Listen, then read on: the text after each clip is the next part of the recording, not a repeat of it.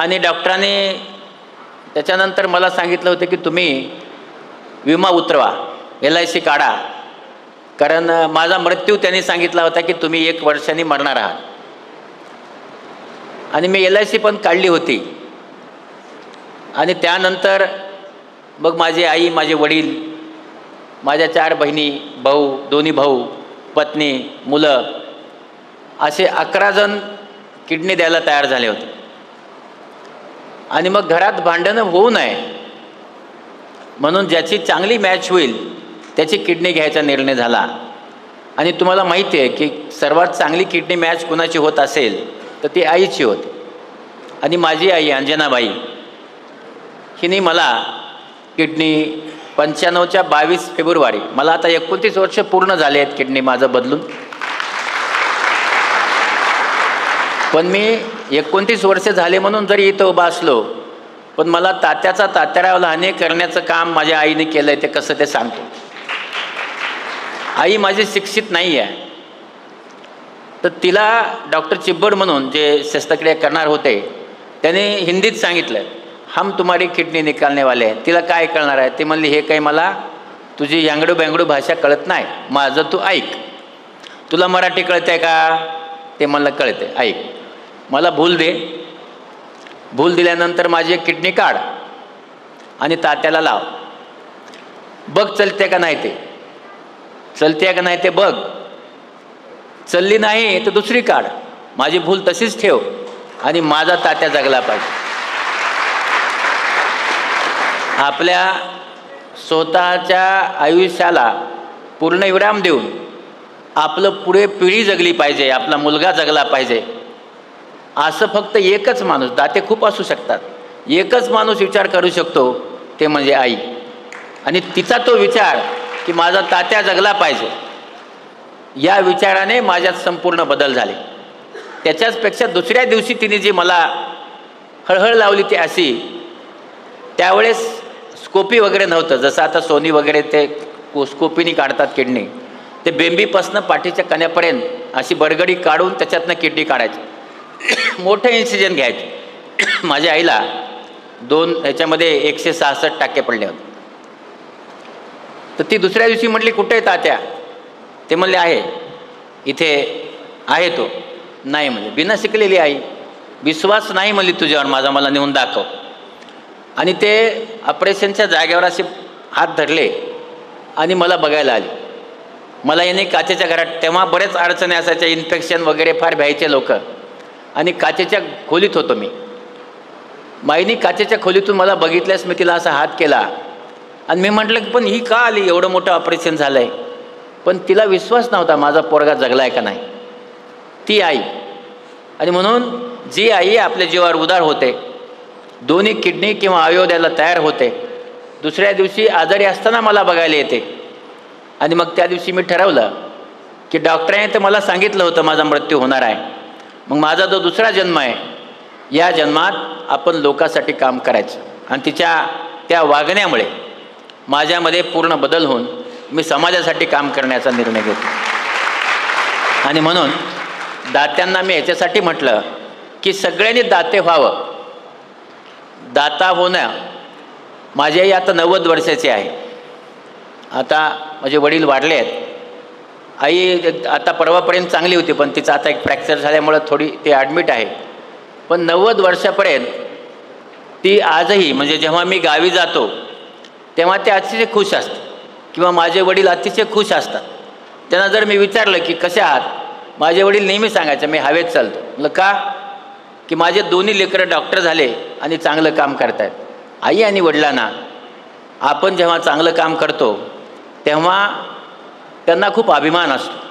आणि म्हणून जे कोणी मुलं असतील त्यांना एवढं सांगायचं आहे की जगात सगळ्यांना विसरा, पण 2 माणसावर कायमचं प्रेम करा, ते म्हणजे आई आणि वडील. त्यांना विसरू नका. आता आपल्याकडे काय झालं आहे की असं म्हटल्यानंतर टाळ्या हळू वाजल्या, फार नाही वाजल्या. कारण का? आई वडिलांना, हे बघा नेहमी लक्षात ठेवा, आई आणि वडील खूप महत्त्वाचे असतात. आपल्याकडे आता न्यूक्लिअर फॅमिली आली. न्यूक्लिअर म्हणजे काय? नवरा आणि बायको. लग्न करतानाच बायको किंवा नवरा सांगतो की आपण वेगळे राहू. हे बघा, विज्ञान ज्यांना कळत नाही त्यांना पण समजावून सांगतो. आपलं शरीर पेशीने बनलेलं असतं. पेशीच्या मध्ये असतं न्यूक्लियस, ज्याला आपण न्यूक्लिअर फॅमिली म्हणतो.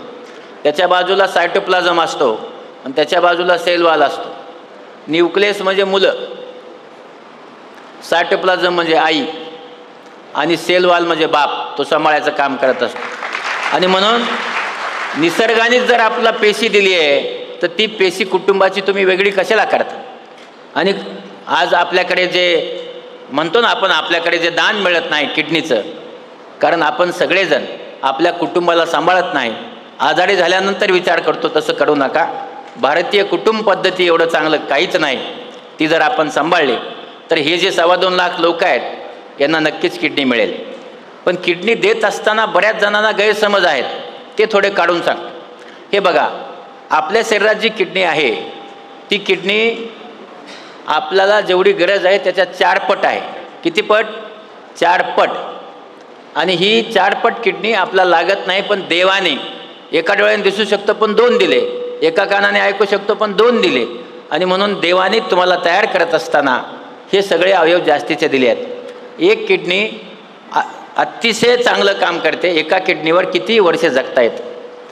ॲक्सिडेंटली सांगतो, माझी पत्नी 1 वर्षापूर्वी तिला पेन झालं पोटामध्ये, म्हणून आम्ही तिचं सोनोग्राफी केलं. तर तिला जन्मता एक किडनीच नाही आहे हे आम्हाला वयाच्या 64व्या वर्षी कळालं. तिचं वय आता 64 आहे, पण तिला एकच किडनी आहे. त्याच्यामुळे एक किडनी राहिल्याने आपल्या आयुष्यावर काही फरक पडत नाही.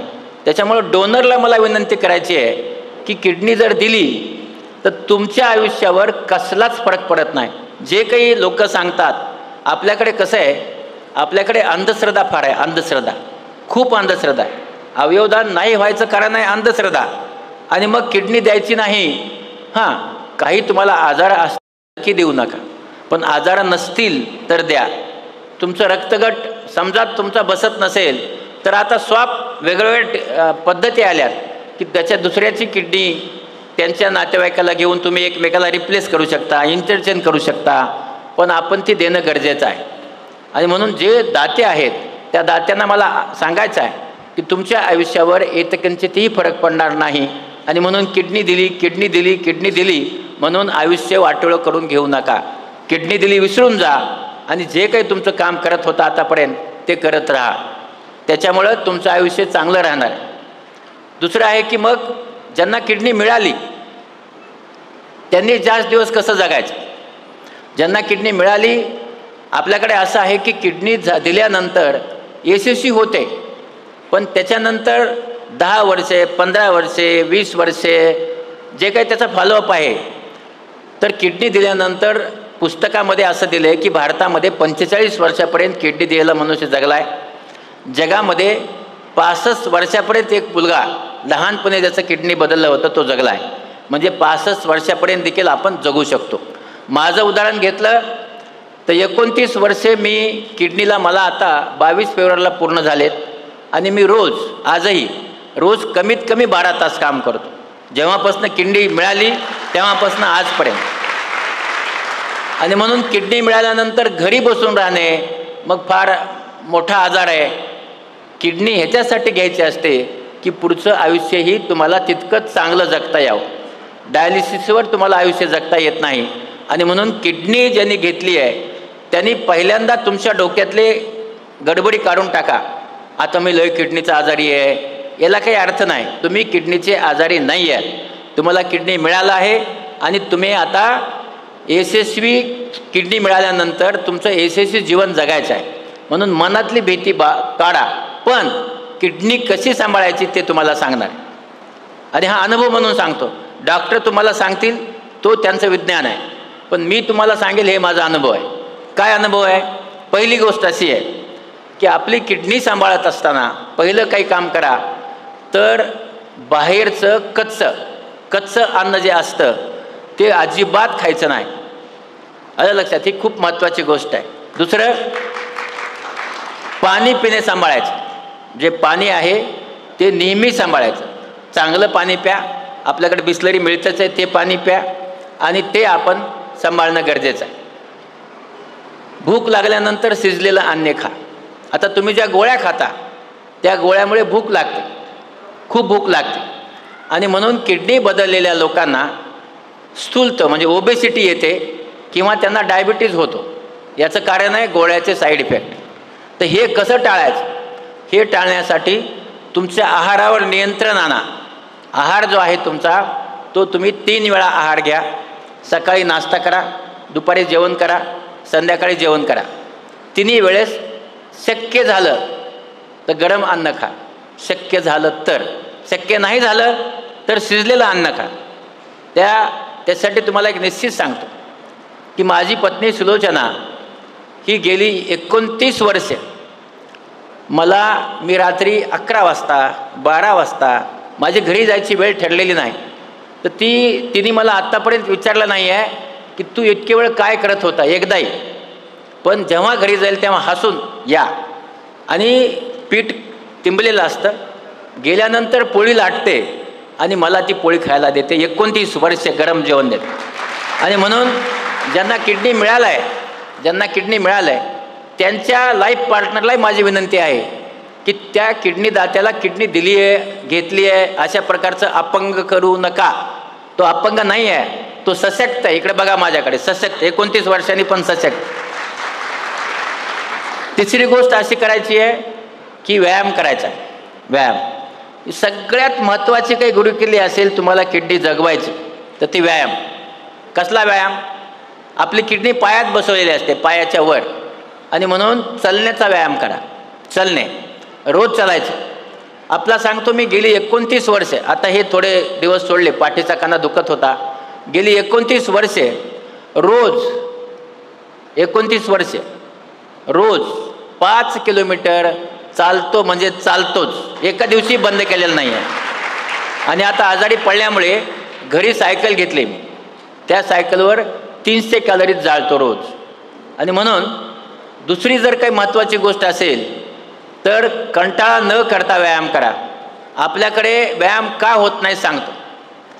सकाळी जेव्हा तुम्ही उठता तेव्हा शरीरामधले केसापासून पायापर्यंत सगळं दुखायला लागतं. आणि ते दुखत असल्यामुळं त्या तुमच्या अंथरुणावरून तुम्हाला सकाळी उठू वाटत नाही. आणि उठू वाटत नसल्यामुळं व्यायाम होत नाही. मग हे का होतं? म्हणजे इतकं का त्रास होतो आपल्याला, सकाळी का उठत नाही? हा त्रास आपल्या शरीराचा नाही, हा त्रास आपल्या मनाचा आहे. आपलं जे मन नावाचा माणूस आहे, हा माणूस आपल्याला उठू देत नाही. आणि म्हणून ज्यांनी मनावर ताबा मिळवला तोच माणूस उठून चालू शकतो. मग कसं चालायचं? एक मित्र करा किंवा बायकोला नवऱ्याला मित्र करा. आणि ज्यांचं किडनी बदललेलं नाही अशा माणसाला सांगा की आपण चालायला जाऊ. आणि रोज कुठल्याही वेळी चालायला जा. असं नाही की सकाळी गेलं पाहिजे, दुपारी गेलं पाहिजे, पण रोज व्यायाम करा. आणि भूक लागते, भूक. माझं जेव्हा नवीन किडनी बदललं तेव्हा मला जवळपास ह्या लोकांनी 200 मिलीग्राम स्टेरॉइड सुरू केलं होतं. आणि मी 40 मिलीग्राम सुरू असताना गावाकडे गेलो होतो. आईने भाकरी केल्या होत्या. माझी माय एवढी मोठी भाकर करते. अशा मी 7 भाकरी खाल्ल्या. किती? 7. माझी माय म्हणली, अरे 7 भाकरी खाल्लास तू? एवढी भूक लागते, कारण आपण स्टेरॉइड खातो. आणि त्या दिवशी मी ठरवलं की याच्यानंतर 1 भाकरीच्या वर जेवण करायचं नाही. मी पोळी खात नाही, पण मी गेली 29 वर्षे सकाळी जे काय असेल ते खातो. दुपारी 1 भाकरी, संध्याकाळी 1 भाकरी. आपल्याकडे कसं आहे, आजारी पडले की फळं, मग त्याचं सगळं ते देवाला जसं करतात ना सगळं, हे घे ते घे ते घे, असं काही करू नका. तो काय देव नाही आहे, त्याचं किडनी बदललं आहे, माणूस आहे, त्याला माणसासारखा वागवा. पूजा करायची गरज नाही, लक्षात. त्यामुळं उगे असे आपले मोठेचे मोठे फळं खात बसू नका. फळं नक्की खा, पण एका दुसरं फळ तुम्हाला जे काही खायचे खा. पुढे चालून तुम्हाला डायबिटीज होऊ शकतो, त्याची तुम्ही काळजी घ्या. आणि आपण असं केलं तर हे आयुष्य. दुसरी महत्त्वाची गोष्ट म्हणजे तुम्ही तुमचं काम करा. तुम्ही तुमचं जे काम आहे ते करा. कामापासून दूर जाऊ नका. आपलं थोडं पोट वाढतं, त्याला सेंट्रल ओबेसिटी म्हणतो. ती जरा जाणं कठीण असतं. थोडी होऊ द्या, जास्त वाढू देऊ नका. आणि जर चाललं तर तीही वाढत नाही. आणि म्हणून आपण जेव्हा किडनी बदलतो तेव्हा किडनी यशस्वी महत्त्वाची नाही आहे. किडनीमध्ये तुम्हाला 40-45 वर्षे कसं आयुष्य मिळेल हे करण्यासाठी स्वतःचं जे आयुष्य आहे हे आयुष्य ठरवा कसं जगायचं. आणि सोपी गोष्ट आहे. कसं जगायचं? तुमची सगळी कामं करा, वेळेवर जेवण करा, वेळेवर जेवण करा. जेवणाचा किती जेवायचे ते ठरवा. एकदाच जास्त जेवण करू नका. वेळेवर जेवा, व्यवस्थित पाणी प्या, कारण तुम्ही पाणी पिणंही तेवढंच महत्त्वाचं आहे. व्यवस्थित पाणी प्या. समजा तुम्हाला काही कच्चं खावं वाटलं, कच्चं, घरी जा, घरी ते कच्चं सगळं घेऊन या, ते पाण्यामध्ये स्वच्छ धुवा, त्याची साल काढून टाका. कुठल्याही गोष्टीची साल खाऊ नका, ती साल काढून टाका. आणि काय तुम्हाला काकड्या बिकड्या वगैरे आंबे बिंबे खायचे नक्की खा, पण कव्हरला काय लावलेलं असेल आजच्या केमिकलच्या जमान्यात हे माहीत नसतं. आणि म्हणून त्यांनी आपली किडनी खराब होऊ नये ह्याच्यासाठी प्रयत्न करा. दुसरी गोष्ट अशी आहे की जसं सरांनी सांगितलं की आता मी किडनी का खराब होते याच्यावर येतो. किडनी खराब व्हायचा आजार आहे हायपरटेन्शन, रक्तदाब. हा रक्तदाब आपण कंट्रोल करत नाही. ह्याच्यात दोन असतात, एक वरचा सिस्टॉलिक आणि एक खालचा डायस्टॉलिक. जेव्हा डायस्टॉलिक रक्तदाब 100च्या वर राहतो तेव्हा आपल्या रक्तवाहिन्या हळूहळू बारीक होऊन आपली किडनी खराब होते. आणि म्हणून ज्यांना BP आहे त्यांनी त्यांचं रक्तदाब वाढू देऊ नये, त्यांनी मीठ खाऊ नये, मीठ कमी खावं आणि BP कंट्रोल करावा, किडनी खराब होत नाही. दुसरं आहे डायबिटीज. डायबिटीजमध्ये आपण डायबिटीजची काळजी घेत नाही आणि त्यामुळे किडनी खराब होते. डायबिटीजची कशी काळजी घेत नाही? फार हुशार लोक आहेत आपण सगळेजण डायबिटीजमध्ये साखरेचा चहा प्यायचा नाही असं ठरवतो आणि आपण गुळाचा चहा पितो, गुळाचा आणि काळ्या गुळाचा चहा पितो. हे का पितो? कारण असं म्हटलं आहे की काळ्या गुळाचा चहा पिला तर डायबिटीजमध्ये चालतो. मग कुणी म्हटलं हे? आपल्याकडे या जगात आता विद्यापीठं जे आहेत त्यांची व्हॅल्यू 0 आहे. या जगात एकच विद्यापीठ आहे, व्हॉट्सअप विद्यापीठ. व्हॉट्सअप हे खतरनाक विद्यापीठ आहे. ह्याची आपण काही शहानिशा करत नाहीत. आपल्याला सांगतो या गोष्टीची काळा गुळ ह्याची आम्ही जरा शहानिशा केली. असं कळालं की एक गुराखी जो 4थी नापास आहे, 4थी नापास, त्याची आई त्याच्या वडिलांना डायबिटीज होता, त्यांना काळ्या गुळाचा चहा करून द्यायची. तर ते त्याच्या मनावर बिंबलं की काळ्या गुळाचा चहा डायबिटीजमध्ये चांगला असतो. आणि त्यांनी व्हॉट्सअपवर लिहिलं की काळ्या गुळाचा चहा हा डायबिटीजमध्ये द्यावा, तो चांगला असतो, त्याचं आयुष्य चांगलं होतं. आणि माझ्या वडिलांची तब्येत काळ्या गुळाच्या चहाने सुधारली आहे. मग आपण सगळेजण आता त्या व्हॉट्सअप विद्यापीठाचं ऐकतो. 4थी नापास विद्यापीठ आहे, त्याचं आपण ऐकून सगळेजण काळ्या गुळाचा चहा डायबिटीजमध्ये देतो. बाबांनो, गुळ हा साखरेपेक्षा अस्वच्छ असतो आणि डायबिटीजमध्ये गुळामुळे साखरेपेक्षा जास्त नुकसान होतं. आणि म्हणून गुळाचा चहा हे घेऊ नये. दुसरं आहे आपल्याकडे डायबिटीजमध्ये बिस्किटं घ्यायचे. बिस्किटं आपल्याकडे, मला काही नाव नाही सांगायचे, पण एक माडी नावाचं बिस्किट आहे. नाव काय? बिस्किटाचं नाव काय? मग का घ्यायचं?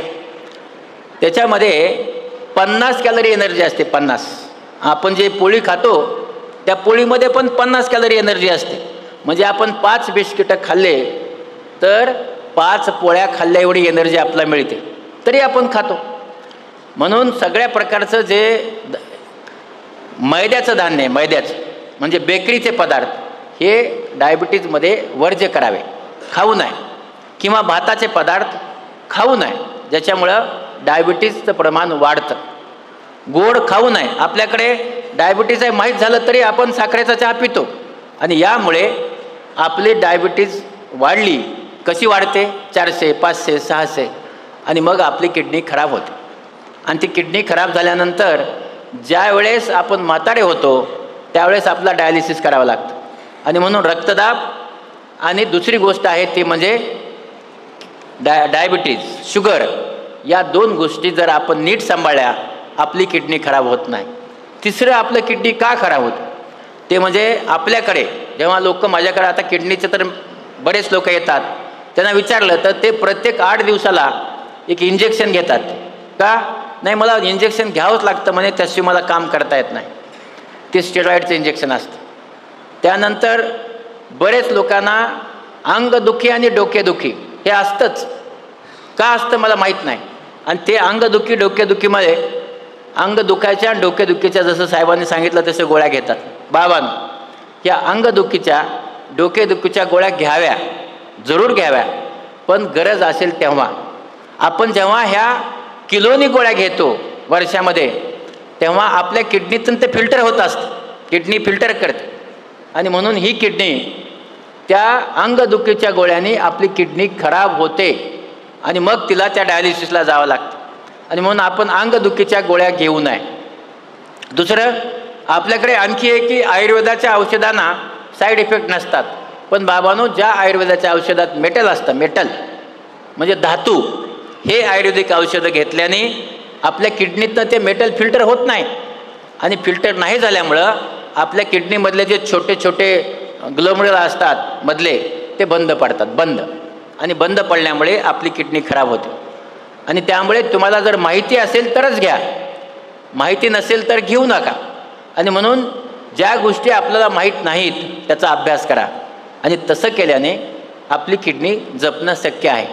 मला असं वाटतं की किडनी जपण्यासाठी फार लहान लहान गोष्टी आहेत.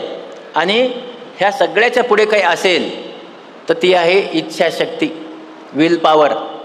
आपली जी विल पॉवर आहे ते खूप महत्त्वाची विल पॉवर आहे. पण ती विल पॉवर आपली कुठंतरी पळून जाते. का माहीत नाही मला. आजारी पडलं की त्याची इच्छाशक्ती संपते. लगेच सांगाल, नाही हो माझी किडनी गेली आहे. तुमची किडनी गेली आहे म्हणजे काय झालं? किडनी दिली आहे ना तुम्हाला, मग कशाला गेली आहे म्हणता? तुमची किडनी चांगली आहे. सेल्फ कॉन्फिडन्स, इच्छाशक्ती वाढवा. आणि हे बघा, तुम्हाला जर आयुष्य खूप दिवस जगायचं असेल तर पहिलं इच्छाशक्ती वाढवा. आपल्या आहारावर लक्ष केंद्रित करा, व्यायाम करा, व्यायाम. आणि गरजेच्याच जे काही तुम्हाला औषध दिले, आज 29 वर्ष झालं मी अझोथायप्रिम, सायक्लोस्पुरिन आणि प्रेडनिसोलोनच्या गोळ्या घेतो. 29 वर्षात माझा एकही डोस चुकलेला नाही, एकही डोस चुकलेला नाही. आणि त्याच्यामुळे आपला डोस चुकू देऊ नका. कोविडच्या काळामध्ये श्री गणेशने डोस चुकू नये म्हणून तुमच्यापर्यंत औषधं पुरवायचे प्रयत्न केले. तर मला असं वाटतं की तुम्ही सगळ्यांनी ह्याची गोष्ट लक्षात ठेवली पाहिजे की डॉक्टर तुमच्यासाठी प्रयत्न करतात पण तुम्ही ते प्रयत्न करत नाही. आणि म्हणून आपण सगळ्यांनी जर पुढचं आयुष्य जगायचं असेल तर औषधाचा डोस चुकू देऊ नका. हे आपण केलं तर काही अडचण येणार नाही. आणि सगळ्यांनी तुम्हाला त्याच्यासाठीच सांगितलं की किडनी दिल्याने जो दाता आहे त्याचं आयुष्य कमी होत नाही. याच्यामध्ये किती आयाने किडनी दिले हातवर करा. आया आया आया आया ज्या आया आहेत, ओके, थँक्यू, अभिनंदन. किती वडिलांनी किडनी दिल्या आहेत? वडिलांनी हातवर करा. वडील, हां हां, एकच हातवर करायचं. तर वडिलांची संख्या कमी आहे. मी तुम्हाला तेव्हा सांगितलं की वडिलांची संख्या कमी असते. वडील चांगला माणूस असतो पण संख्या कमी. त्याच्यानंतर किती बहिणीने किडनी दिली हातवर करा. बहिणी, बहिणी, ओके, बसा. किती भावाने किडनी दिली आहे? ओके, व्हेरी गुड, बसा बसा. किती मुलांनी किडनी दिली आहे? मुलं नाही. किती मुलींनी किडनी दिली आहे? मुलगी नाही. किती सुनांनी किडनी दिली? सुनबाई एक. ओके, तर सासू, किती सासूने आणि सासऱ्याने दिलेली कुणी आहे का? सासू सासरे, हां, पत्नी, हां, किती पत्नीने किडनी दिली? बसा खाली. हां, गुड. तुम्ही आता पाहिलं असेल की या जगात उदार कोण आहे? उदार दोन माणसं, एक आई आणि दुसरी पत्नी. दोनच माणसं उदार आहेत. बाकीचे माणसं आहेत पण उदार नाहीत. आणि म्हणून आई मुलासाठी, वडिलासाठी, नवऱ्यासाठी किंवा मुलीसाठी त्याग करते. पत्नी नवऱ्यासाठी त्याग करते. आणि म्हणून ह्या त्यागींचं मी मनापासनं अभिनंदन करतो की तुम्ही खूप चांगलं काम केलेलं आहे. आणि म्हणून ज्या पत्नीने, वहिन्यांनी किडनी दिली त्यांना मी सॅल्यूट करतो की तुम्ही खूप चांगलं काम केलं आहे. आणि त्यांच्या आईवडिलांनी किडनी देण्यासाठी त्यांना मदत केली, त्यांचंही मनापासून अभिनंदन करतो. कारण आज आपलं हे किडनी देणं ह्याच्यासाठी गरजेचं आहे. तुम्ही बघता माझ्याकडे ॲक्टिव्ह लाईफ आहे. तुम्हाला एकच मला मंत्र द्यायचा आहे की बाबांनो, ॲक्टिव्ह लाईफ जगा, ॲक्टिव्ह. पॅशिव्ह होऊ नका. आणि वजन वाढवून घेऊ नका. एकदा तुम्ही पॅसिव्ह झाले की तुम्ही तुमचं पुढचं आयुष्य नीट जगू शकत नाहीत. त्याच्यामुळे चर्चा करताना नाही माझं किडनी बदललं आहे हे सांगायचं बंद करा. आलं लक्षात की माझं झालं कोणी भेटला नाही हो माझं जरा ते मी जातो का किडनी बदलले असलं सगळं ढोंग करायचं बंद करा. किडनी बदलल्याने आपलं आयुष्य चांगलं होतं, खराब होत नाही. आणि म्हणून ज्या दात्याने किडनी दिली त्यांचा रिस्पेक्ट म्हणून तुम्ही नीट वागा, कारण त्यांनी तुमच्यासाठी त्याग केला आहे. तर तुम्ही त्या त्यागाचं काहीतरी चांगलं करा. जसं अंजनामाने त्याग केला, मी 2.25 लाख ऑपरेशन करू शकलो, तिचा त्याग आहे. ऑपरेशन मी केले आहे आणि म्हणून आपल्यासाठी ज्यांनी त्याग केला त्याच्यासाठी जगा. मी नेहमी सांगत असतो, मी 29 वर्ष का जगलो? विज्ञान असं सांगतं 15-20 वर्ष आयुष्य मिळतं, पण मी 29 वर्ष जिवंत आहे का? तुम्हाला मी सांगितलं त्याग. मी 50 लाख पेशंट तपासले आहेत आणि उपचार केला. किती? 50 लाख. 2.25 लाख पेशंटवर ऑपरेशन केले आहेत. आणि बाबांनो लक्षात ठेवा की जेव्हा आपण दुसऱ्याच्या कामाला येतो तेव्हा तो माणूस तुम्हाला आशीर्वाद देत असतो. आणि हे आशीर्वाद विज्ञानाच्या पलीकडे जाऊन काम करतात. आणि म्हणून मी आज जिवंत, आशीर्वादाने जिवंत. जी LIC मला करायला सांगितली होती आणि सांगितलं होतं की 95मध्ये मी मरणार आहे, तर ती LIC मला मिळाली. ते LICचं माझ्या मुलीचं लग्नही झालं. त्यामुळे जर आपण ठरवलं इच्छाशक्तीने तर आपण नक्की चांगलं जगू शकतो. आणि हे जगण्यासाठी जी ऊर्जा तुम्हाला तुमच्या पत्नीने तुमच्या आईने दिली आहे, तुमच्या मुलांनी मुलींनी भावानी बहिणींनी नात्याने, ती ऊर्जा तुम्ही तेवढ ठेवा आणि तेवढ ठेवून चांगलं जगा. तुमचं जे काम आहे ते काम करत राहा. आणि तुम्ही असं केलं यश हमखास मिळणार आहे. आणि जे लोक बाकीचे बसले त्यांना एवढंच सांगायचं आहे की आपण सगळ्यांनी आपला स्वतःचा देखील शरीर सांभाळावा. आणि सांभाळण्यासाठी काय आहे? दादा वाढू देतो का? शुगर. आपल्याकडे मला खूप आनंद म्हणजे मिळतो की आपल्याकडे लईच हुशार लोक आहेत. म्हणजे शुगरमध्ये जगायचं आहे, पुढचं आयुष्य जे जगायचं आहे याच्यामध्ये सगळेजण पॉझिटिव्ह व्हा, निगेटिव्हने जगू नका. जेवढं पॉझिटिव्ह जगाल तेवढं तुम्हाला चांगलं जगता येतं. आणि म्हणून मी तुम्हाला सांगितलं की आपण पॉझिटिव्ह व्हा, चांगलं जगा. डोनरची काळजी घ्या. ज्यांनी तुम्हाला किडनी दिली त्यांची पण काळजी घ्या. ज्यांनी किडनी घेतली त्यांनी स्वतःची काळजी घ्या. आणि बाकी सगळ्या लोकांना आपण किडनी दिल्याने आपलं आयुष्य कमी होत नाही हे सांगा. लोकांना शहाणं करा आणि त्यांना किडनी देण्यासाठी प्रवृत्त करा, ज्याच्यामुळे ते पुढे येतील. ज्यांना आजार आहे त्यांना किडनी देतील. आणखी एक गोष्ट सांगतो, जितके कमी डायलिसिस तुम्ही करून किडनी बदलाल तेवढे चांगले रिझल्ट येतात. म्हणजे फार काळ डायलिसिस करत बसू नका. जर तुम्हाला डायलिसिस लागलं तर 15-16 डायलिसिस नंतर लगेच किडनी बदला, ज्याच्यामुळं आपल्या रक्तवाहिन्या चांगल्या राहतात आणि आपलं किडनी चांगलं राहतं. त्यांचं ज्यांनी मला बोलवलं आता त्यांनी सांगितलं की आपण 200 किडनी आपण इथे दरवर्षी करतो. मराठवाड्यातली मंडळी आहे, मी त्यांचं मनापासून अभिनंदन करतो की आपण, मला मुंबईला याच्यासाठी जावं लागलं होतं की तेव्हा इथे डायलिसिस होत नव्हतं. 94ची गोष्ट आहे. बावीकर तेव्हा इथं आले होते पण तेव्हा डायलिसिस सुरू झालं नव्हतं. तर तेव्हा डायलिसिस होत नव्हतं. डायलिसिस करण्यासाठी मी मुंबईला गेलो आणि तिथं माझं किडनी बदललं. आज तुम्ही नशिबान आहेत की आज तुमचं इथं नुसतं डायलिसिस नाही तर इथं किडनी 200 किडनी दरवर्षी बदलल्या जातात. पुढे सांगायचं आहे की जे आपण म्हणतो ना ब्रेन डेड डोनर, ज्यांचा ब्रेन डेड होतो, तो तुमच्या सगळ्यांना मला विनंती करायची की ज्यांचं ब्रेन डेड होतो अशा लोकांनाही प्रवृत्त करा आणि त्यांना त्यांचे अवयवदान करायला सांगा. कारण आपल्याकडे अवयवदान जे करतो आपण त्याच्याबद्दल बरेचसे लोकांच्या मनामध्ये अंधश्रद्धा आहेत. डोळे दिले तर ते डोळे दिल्यानंतर भूताचा जन्म मिळतो, हे असलं काही होत नसतं. पुनर्जन्म मिळत नाही. हे आपल्याकडे ह्या अंधश्रद्धा ज्या आहेत ह्या एवढ्या आहेत की आपण सगळेजण लक्षात ठेवा, डोळे दिले तर ते डोळे तुमच्या मृत्यूनंतरही पुन्हा त्या माणसाच्या शरीरावर राहतात. तो वैज्ञानिक पुनर्जन्म आहे, तो वैज्ञानिक पुनर्जन्म आहे. आणि म्हणून आपण सगळ्यांनी की आपले जे अवयवदान आहे ते अवयवदान केलं पाहिजे. जो पुनर्जन्म आहे आपला आणि आपल्या ज्या काही आख्यायिका आहेत त्या बंद केल्या पाहिजे. डायबिटीजचं तुम्हाला सांगत होतो की मी आपल्याकडे काय करतो की जिलेबी खातो, आईस्क्रीम खातो, काही गुलाबजामुन खातो, अर्धी गोळी जास्त खातो. असं नाही होत बाबा. डायबिटीजमध्ये गोड पदार्थ कुठलाही खायचा नाही. काय फरक पडतो? जिभेचे एवढे लाड का करता तुम्ही? हे लाड करू नका. आणि असं केल्याने आपलं शरीर चांगलं राहील. व्यायाम करा. आपलं आजार नसेल, आरोग्य चांगलं असेल, आपण सगळी कामं करू शकतो. आणि आपण सगळ्यांनी आपल्या आरोग्यासाठी देखील काही पुंजी जमवून ठेवा, ज्याच्यामुळे काही अडीअडचण आली तर ते तुम्हाला आरोग्याला मदत करील. तर तुमच्या सगळ्यांना जे डोनर आहेत त्यांच्यासाठी एकदा टाळ्या वाजवून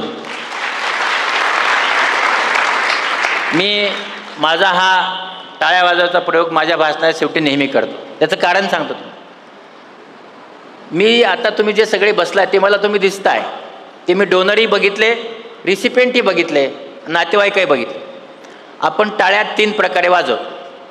हे बघा, बोट हे असे. ह्याच्यातल्या जवळपास 80% डोनरने अशा टाळ्या वाजवल्या. काही लोकांनी वाजवल्याच नाहीत, काही लोकांनी अशा वाजवल्या. फक्त 3 डोनर आहेत त्याने अशा टाळ्या वाजवल्या. किती? 3. आता तुम्हाला सांगतो ह्याचं काय. कोण वाजवायला सांगतं टाळ्या? मेंदू सांगतो? अजिबात नाही. हृदय सांगतं? नाही. हात सांगतो? नाही. आपल्या शरीरामध्ये हृदय, मेंदू, आपले विचार ह्याला जोडणारी एक दुसरी संस्था असते, तिचं नाव आहे मन, थिंकिंग. आणि हे जे मन आहे, तर जेव्हा मी तुम्हाला टाळ्या वाजवायला सांगितल्या तेव्हा ते मन जागृत झालेलं नसतं. तुमचं नैसर्गिक मन आहे तेच मन टाळ्या वाजवतं. म्हणजे तुमची मनाची ठेवण. हे जे अशा टाळ्या वाजवल्या किंवा वाजवल्या नाहीत ना, तर त्यांना जन्मात प्रगती करायची नाही, खालीच राहायचं. तिथंच आहे, तिथं बरा मजूर तर मजूर. ज्यांनी अशा टाळ्या वाजवल्या, समजा मुलीला मार्क कमी पडले, बायकोचं चुकलं, काही कमी झालं, दुसऱ्याला दोष देणारा माणूस जन्मभर, त्याची किडनी खराब झाली, बायकोमुळं खराब झाली असं. आणि जो अशा टाळ्या वाजवतो, याच्यात फक्त रेसिपेंट 3च आहेत अशा, तो त्याची इच्छाशक्ती चांगली असते, त्याला प्रगती करायची असते आणि तो यशस्वीपणे जगतो, कारण त्याला प्रगती करायची असते. आणि म्हणून डोनरसाठी डोनर हात वर करून, सगळ्यांनी हात वर करा, सगळ्यांनी हात वर, जोरात टाळ्या वाजवायच्या, जोरात जोरात जोरात जोरात जोरात जोरात टाळ्या वाजल्या.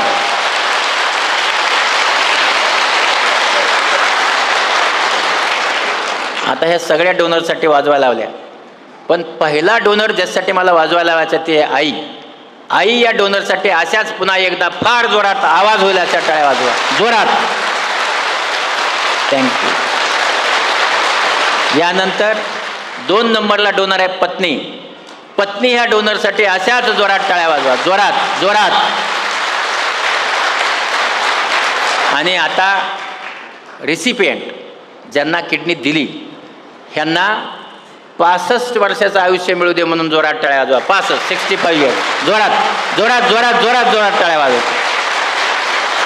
आणि आता 5व्यांदा ज्यांनी हा कार्यक्रम केला, जे तुम्हाला किडनी देतात आणि तुम्हाला जीवन देतात, त्या सगळ्या डॉक्टर देवांच्यासाठी एकदा जोरात टाळ्या वाजवा.